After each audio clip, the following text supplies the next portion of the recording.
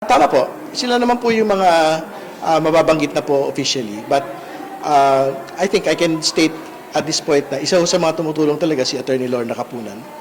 I think she has been assisting naman po the previous impeachment already. But she will still continue to help in this particular endeavor. Gano'ng kalaki po yung experience, yung tinutulong ni Lorna Kapunan sa prosecution? Well, substantial po yung tulong niya kasi meron ho talaga siyang litigation experience eh. Siyempre, bating abogado naman po talaga si Attorney Kapunan. So, mataas po yung pagtitiwala namin sa kanya pong kapasidad. Paano niyo po kayo sa mga meetings? Paano po siya? Paano siya? Magmando? Yung pong dekada ng kanya pong karanasan, sinusubukan naman niya pong ibigay sa mga public prosecutors. No? Particularly po yung trial techniques, no? Yung pong handling of evidence, presentation of evidence. Malaki po yung iniaambag po ni Attorney Kapunan sa amin pong lahat. House prosecution or nag-see Kapunan as private prosecutor? Well, she volunteered before and she's still volunteering again. Elaborate on what you meant by stumbling blocks and on the motion today. Hindi, kung halimbawa, merong mga, if we see delays further along, no, I think that is the time when we will raise those particular motions. Delays mula sa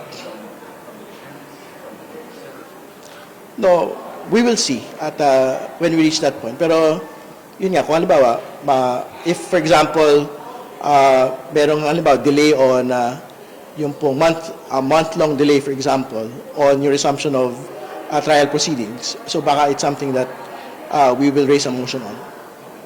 Isa po siya doon sa mga napipisil, no? Na maging bahagi po ng private prosecution panel. So I think that list will be announced, no, in due time. So nagpipinal lang po yung initial official list of private prosecutors. So malamang kasama po doon si Attorney Lorna Kapunan. Is there any other names po na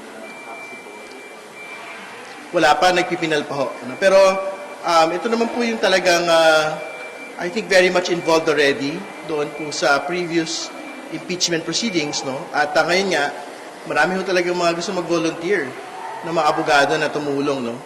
Dito po sa impeachment, no? Sabi nga ho nila, ito daw po yung pinakamahalagang paglilitis sa dekada po na ito. No? So, I think many lawyers would want to be able to participate in the proceedings as well.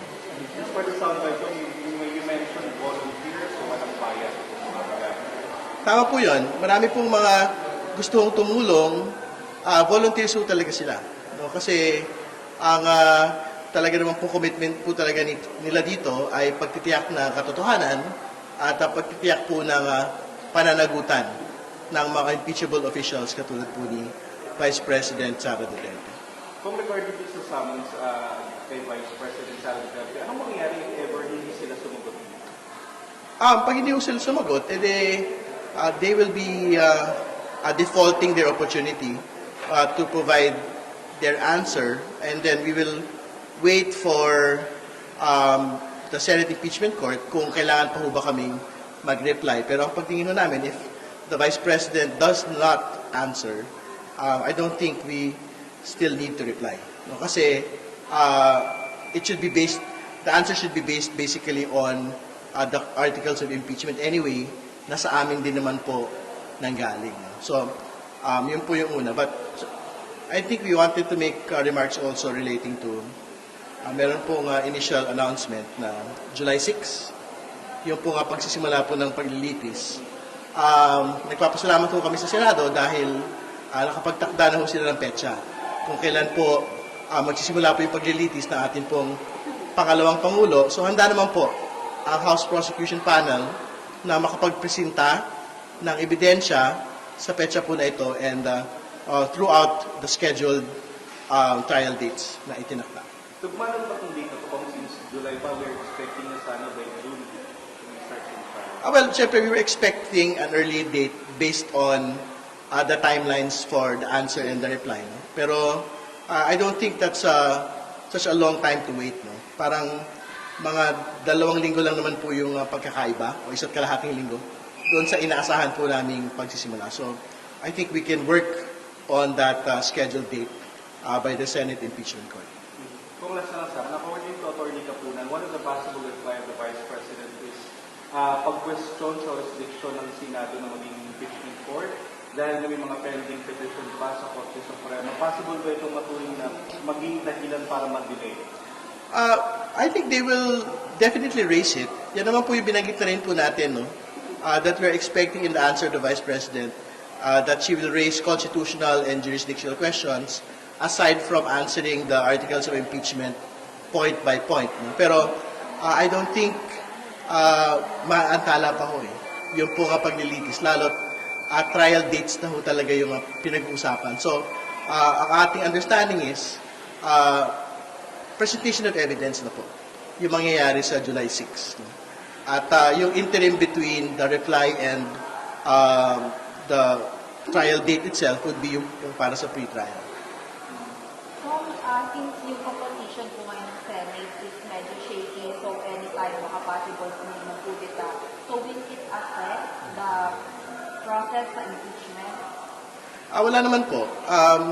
Yung pong liderato naman po ay nakabatay sa kanila pong pagpapasya.